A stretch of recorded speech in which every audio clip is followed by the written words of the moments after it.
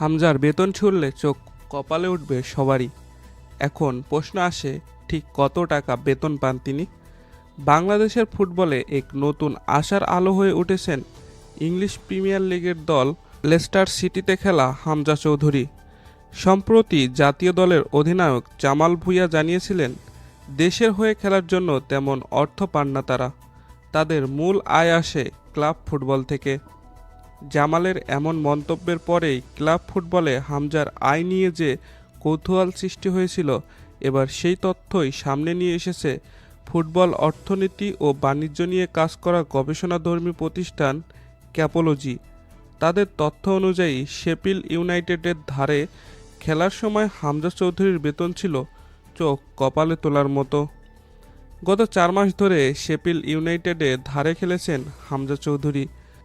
গত 27 জানুয়ারি থেকে 31শে মে পর্যন্ত, অর্থাৎ 124 দিনের জন্য তার ধারের চুক্তি ছিল।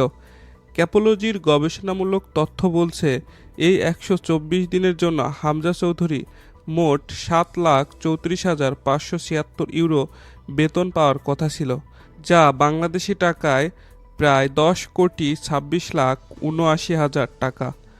আরও স্পষ্ট করে বললে, শেফিল্ড ইউনাইটেডে থাকাকালীন হামজা চৌধুরী প্রতি সপ্তাহে 41,473 ইউরো বেতন পেতেন, যা বাংলাদেশি টাকায় প্রায় 57,97,000 টাকার সমান।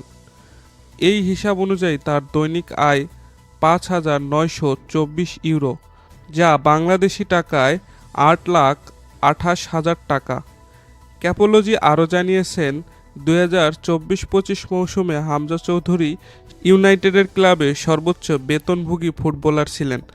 তার সামনে বেতন পেয়েছেন চিলিয়ান ফরোয়ার্ড বেন ব্রেটেনের ডিয়াজ এবং ইংলিশ স্ট্রাইকার রিয়ান ব্রোস্টার।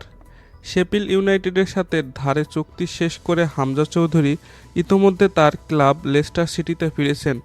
লেস্টারে তার চুক্তির মেয়াদ আরও 2 বছর বাকি রয়েছে। দর্শক, এই ছিল আমাদের আজকের ভিডিও।